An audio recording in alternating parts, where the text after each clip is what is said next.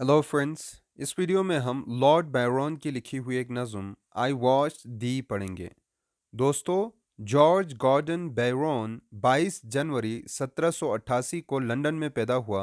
वो रोमानवी तहरीक के नामवर शख्सियात में से एक हैं। वो एक शायर और एक सियासतदान थे। इस नज़म को बैरन की आखिरी नज़म भी समझा जाता है, जो उसके मरने के बाद शाया हुई थी।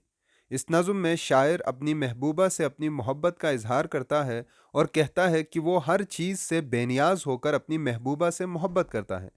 नज़म में 6 स्टेंजाज हैं और इसकी राइमिंग स्कीम ए बी है। टाइटल है आई वॉच दी, यानी मैंने तुम्हारा ख्याल रखा या ध्यान रखा। चलें नज़म शुरू करते हैं। I watched thee when the foe was at our side, ready to strike at him or thee and me. मैंने तुम्हें देखा या तुम्हारा ख्याल रखा जब दुश्मन हमारे नज़दीक था और तुम्हें मुझे या उसे मारने के लिए तैयार था। यानी मुश्किलात में भी शायर ने अपनी महबूबा का साथ नहीं छोड़ा। Were safety hopeless, rather than divide aught with one loved save love and liberty. अगर अमान नामुमकिन लगे या नाउमीदी छा जाए तो शायर कहता है कि अलग होने या बिछड़ने से बेहतर है कि वो मोहब्बत और आज़ादी की खातिर एक साथ कुर्बान हो जाएं। शायर के नज़दीक अपनी महबूबा से जुदा होकर जिंदा रहने से साथ मर जाना बेहतर है।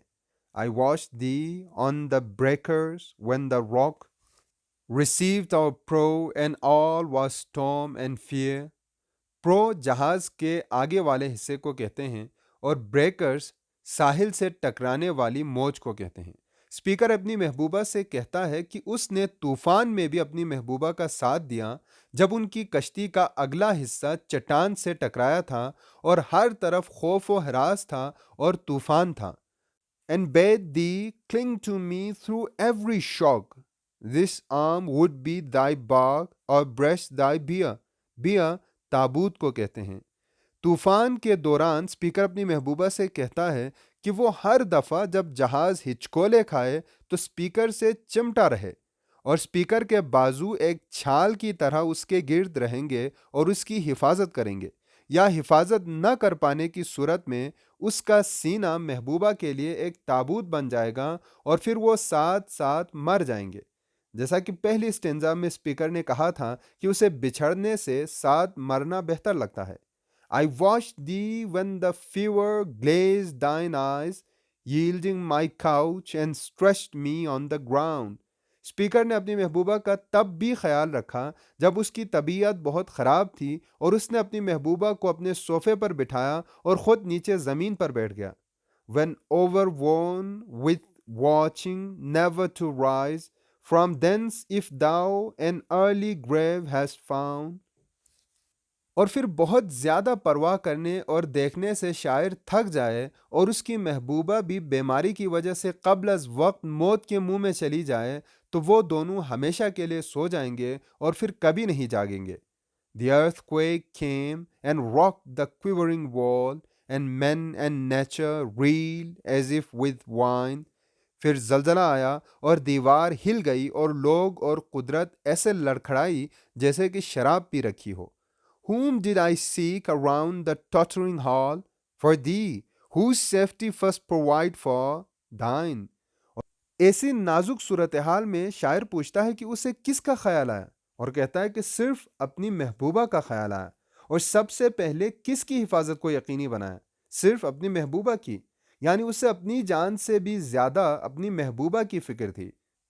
And when convulsive throes denied my breath, the faintest utterance to my fading thought, और जब तशन्नुज ज़दा कर्ब या तकलीफ की वजह से शायर की सांसें उखड़ रही थीं, तो उसके ज़ाइल होते हुए तसव्वुर में भी अपनी महबूबा की मुदहम पुकार थी।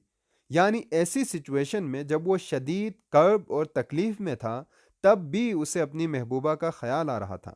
To thee, even in the gasp of death, my spirit turned, oh oftener than it ought.